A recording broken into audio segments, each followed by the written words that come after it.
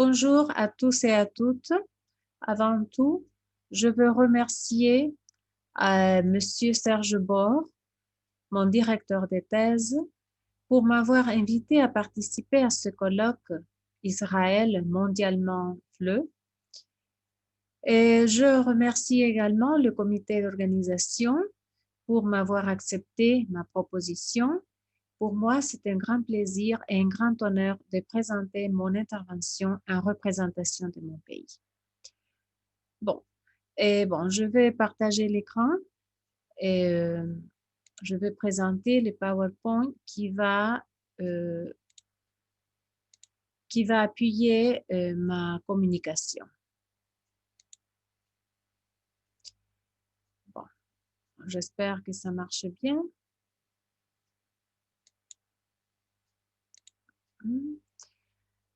Bon, dans le cadre de ce colloque, je vais présenter la communication intitulée « La place de la francophonie dans un pays non francophone », dont l'objectif central vise à faire connaître la portée de la francophonie dans un pays non francophone, en l'occurrence l'Argentine.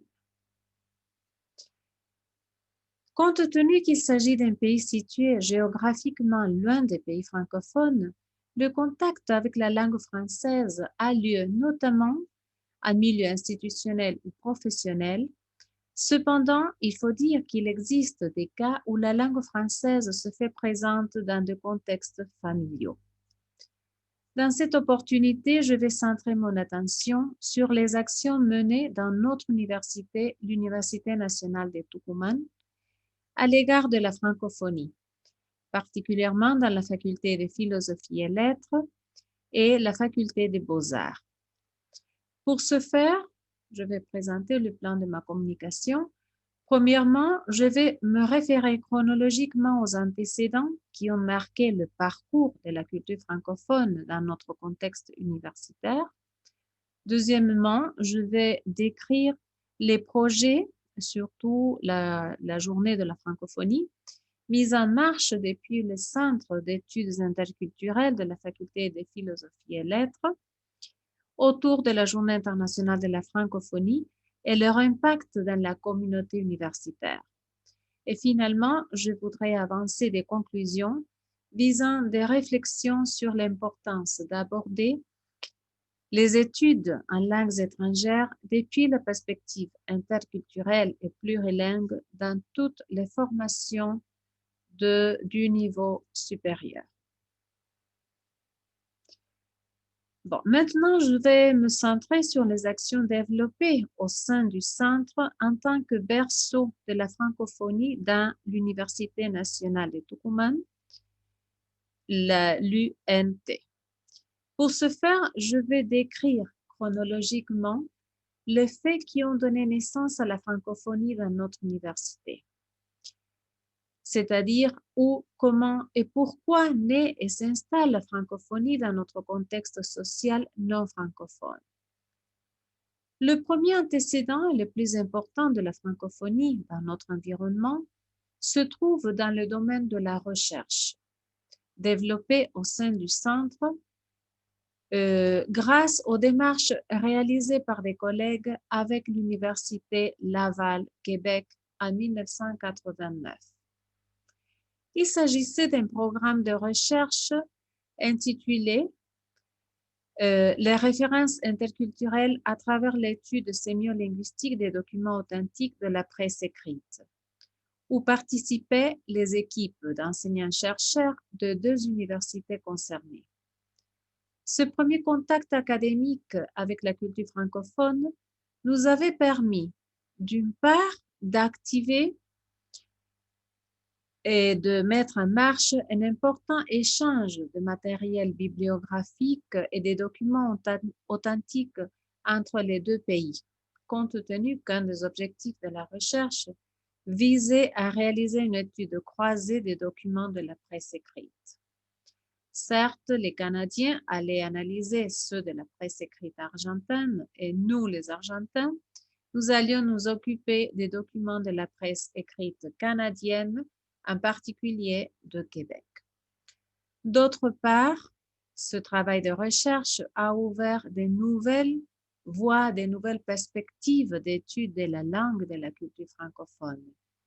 En effet, l'approche interculturelle et le plurilinguisme devient le cadre principal à partir duquel de multiples actions linguistiques et culturelles se sont développées, non seulement dans les disciplines dites linguistiques, mais aussi dans d'autres disciplines comme les beaux-arts, par exemple.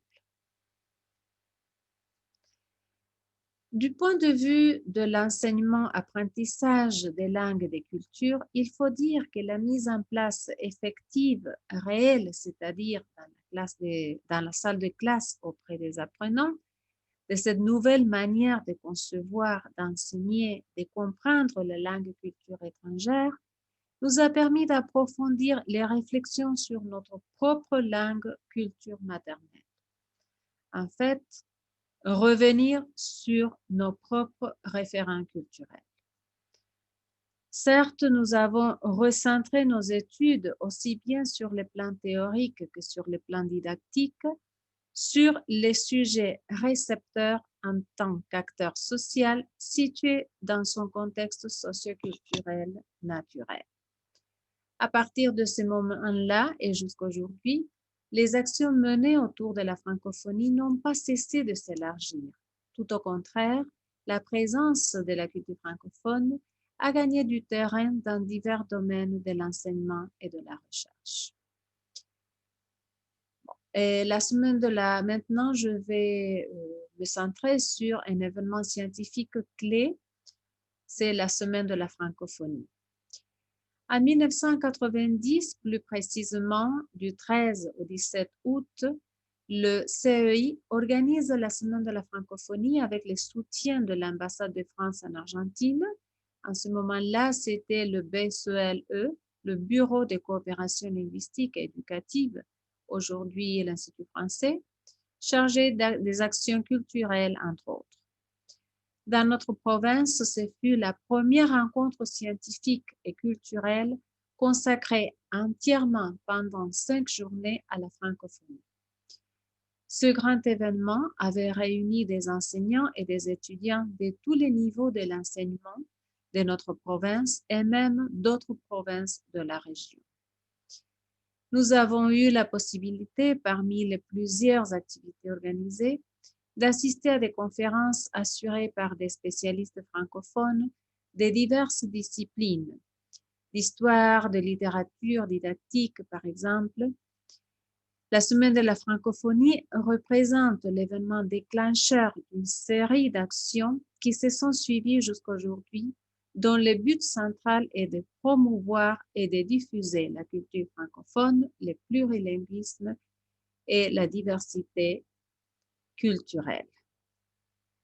À cet effet, je voudrais m'attarder sur une des actions réalisées lors de cette semaine qui a provoqué un impact important au sein de notre société, à savoir la diffusion de cet événement à la radio. Il s'agissait d'une série d'entretiens. Voilà, là, vous avez une photo à titre d'exemple de cette semaine.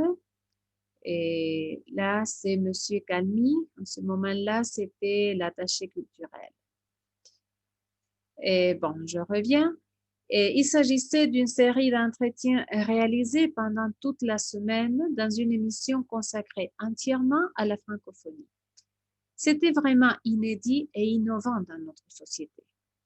En fait, chaque jour de cette semaine, nous allions à la radio pour parler des pays francophones, des 5 continents, de la langue, de l'histoire, de la littérature, etc.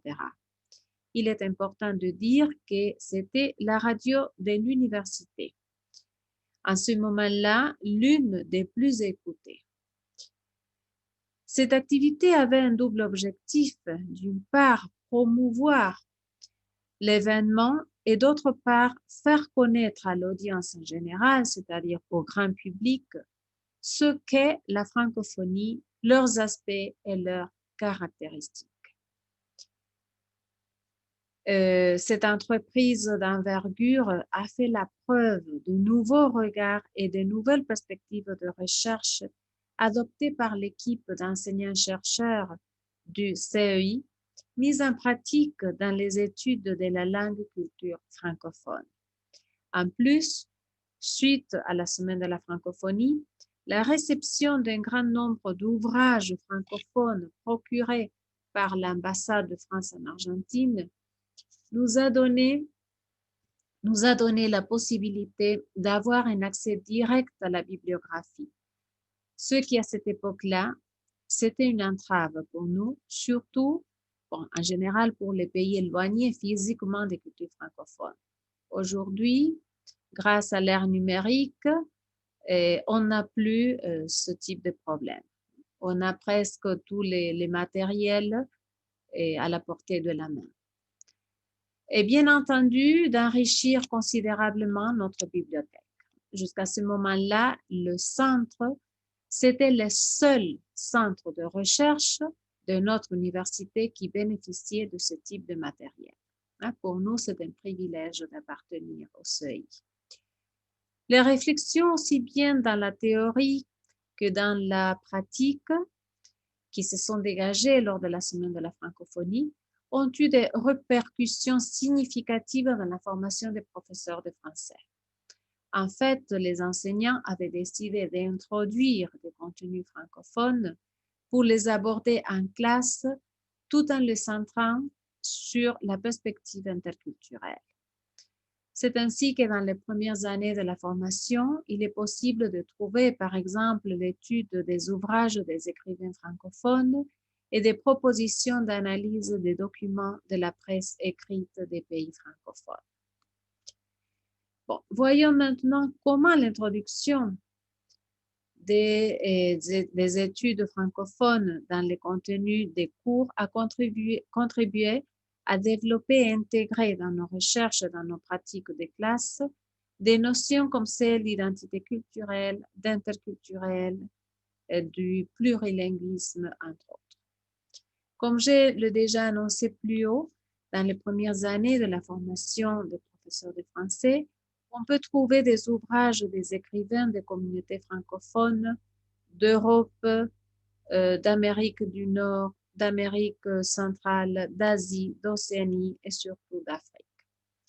Bon, dans cette diapo, vous pouvez voir les contenus francophones se sont introduits dans la formation des professeurs de français et dans les cours de lectocompréhension destinés à diverses formations et dans la formation des licenciés professeurs en arts plastiques, danse contemporaine et musique. Eh bien, voyons quelques exemples des ouvrages francophones introduits dans les premières années de la formation des professeurs de français. Par exemple, bon, là vous avez ce que je viens de dire. Et voilà quelques images qui illustrent les ouvrages abordés dans la formation. Maria Chapdelaine, de l'écrivain Louis Aymon, Salut Galarno, de l'écrivain québécois Jacques Bodbou, Le soleil des indépendances, de l'écrivain africain Amadou Kourouma, Prière d'un petit enfant nègre, de l'auteur africain Guy Tyrolien, Le libraire de l'écrivain canadien Gérard Bessette, La tournée d'automne de l'auteur canadien Jacques Poulain, et on a travaillé aussi des légendes et des mythes des communautés autochtones de Québec, des chansons, etc. Et quant à la presse écrite, à ce moment-là, nous n'avions presque pas d'accès aux journaux, sauf si quelqu'un voyageait à un pays francophone et pouvait nous en apporter un. Grâce aux nouvelles technologies, actuellement, on n'a pas plus cet obstacle.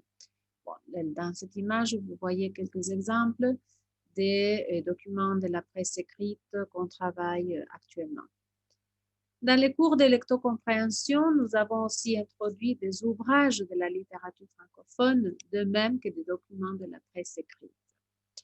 Cette innovation opérée dans les contenus du cours a donné lieu à créer des espaces de discussion dans la classe par rapport non seulement aux particularités de la langue en matière de variation linguistique, par exemple, mais tout particulièrement à l'égard des cultures autres que la française. C'est ainsi que nous travaillons, par exemple, les nouvelles du Sénégal, des auteurs africains, la BD Contes de Madagascar de l'écrivaine malgache Armelle Alain. Il était une fois des contes de divers auteurs. Et là, on trouve des contes de la Belgique, de la France, de l'Afrique, d'Haïti, du Québec. Et on a travaillé aussi le conte et coutumes kanak de Francis Garnin, entre autres. En ce qui concerne les formations de la faculté des beaux-arts, la diffusion de la langue et la culture francophone a lieu notamment dans des activités interdisciplinaires organisées entre les enseignants et étudiants de la faculté de philosophie et lettres à l'occasion de la Journée internationale de la francophonie. Maintenant, je vais me centrer sur cette activité. Comme dans tout le monde, le 20 mars, nous fêtons la Journée internationale de la francophonie. Et depuis le CEI, nous organisons des activités dont le plus grand intérêt, c'est la participation des enseignants et des étudiants, non seulement de la formation des professeurs de français, mais de toutes les disciplines.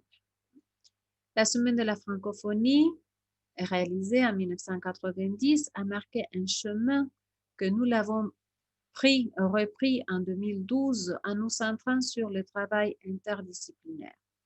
Il s'agit de, je veux le dire en espagnol, Muestra Plástica y Literaria de la Francofonía.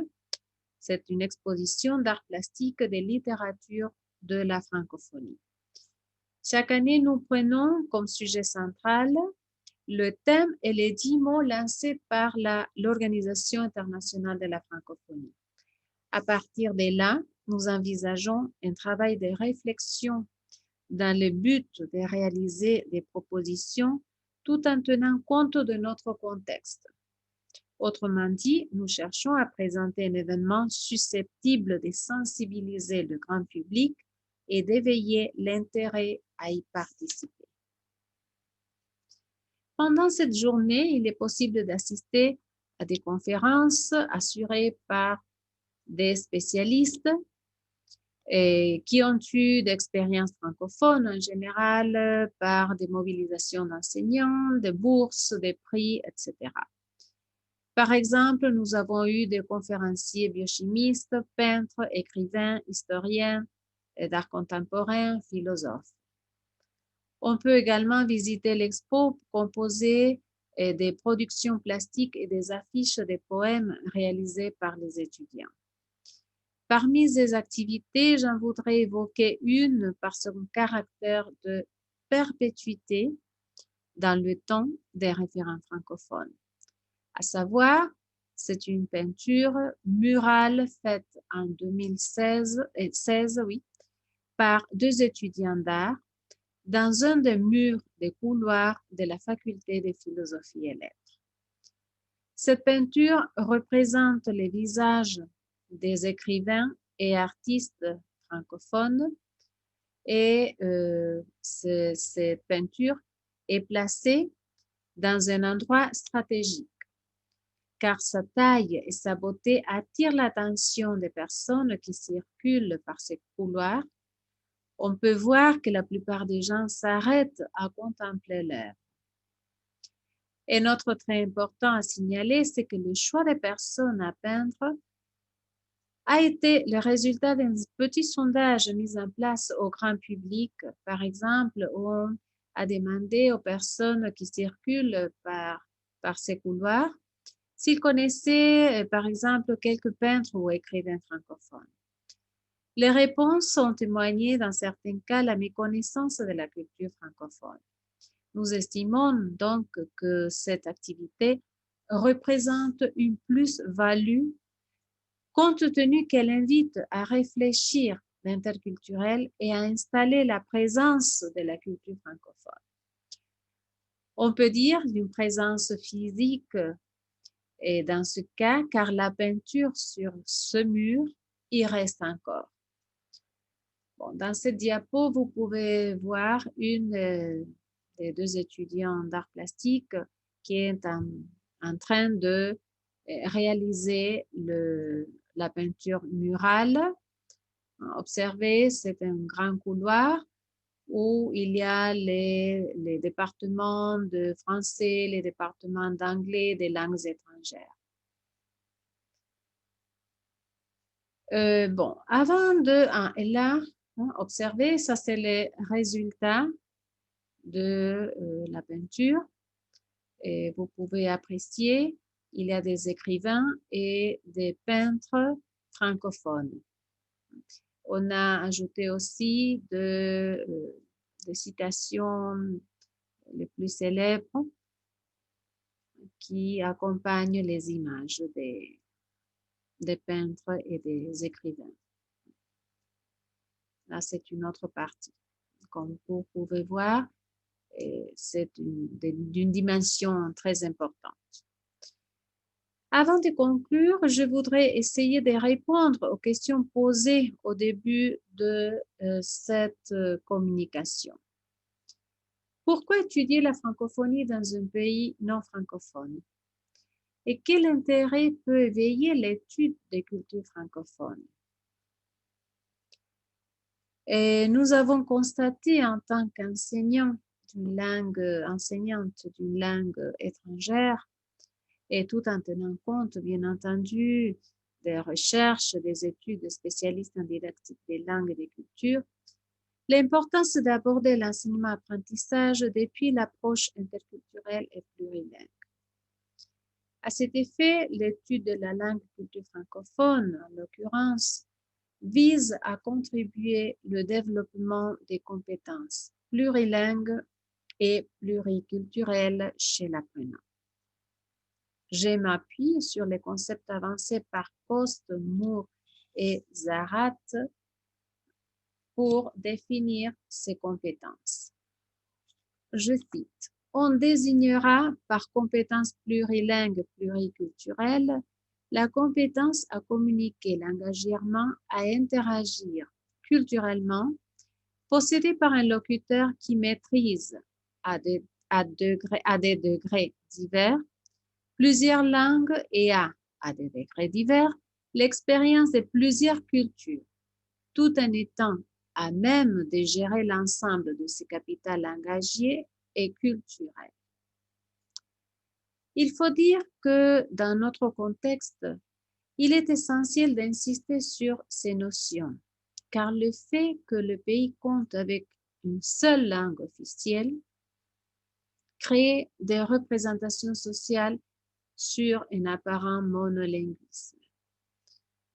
En revanche, notre pays, présente une vaste diversité linguistique qui ne peut pas être négligée. Tout au contraire, il serait convenable qu'elles deviennent des sujets de réflexion à finalité éducative visant la formation d'un acteur social. Pour conclure, je voudrais dire que le travail entrepris au sein du Centre d'études interculturelles et les expériences didactiques acquises depuis des années et surtout les réflexions qui se sont dégagées nous ont permis de forger une base théorique et pratique à partir des concepts provenant de la sociolinguistique, de la didactique des langues et des cultures, entre autres, où les approches interculturelles et plurilingues sont toujours présentes. Ce long parcours de recherche et de pratique nous a préparés dans quelque sorte à envisager d'un regard plus critique le monde numérique et surtout au moment de choisir des contenus, des documents pour la classe, par exemple.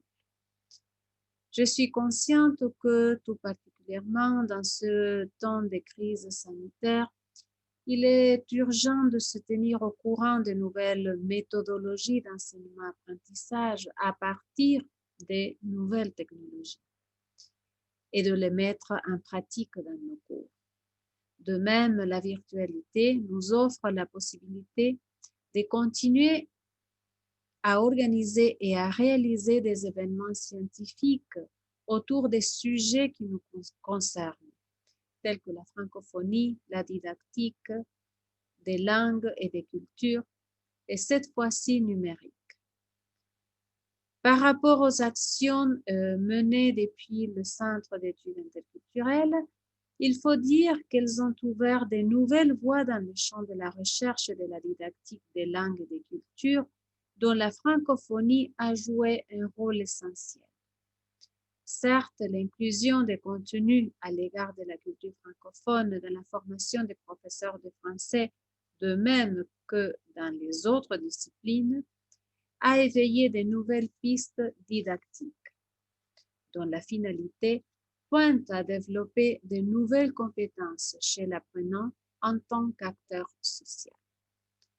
Pour finir, je mets en valeur cette modalité numérique qui nous donne la possibilité de rapprocher les diverses cultures dans ce type de rencontres scientifiques où les frontières s'effacent et les voix s'unissent. Merci pour votre attention.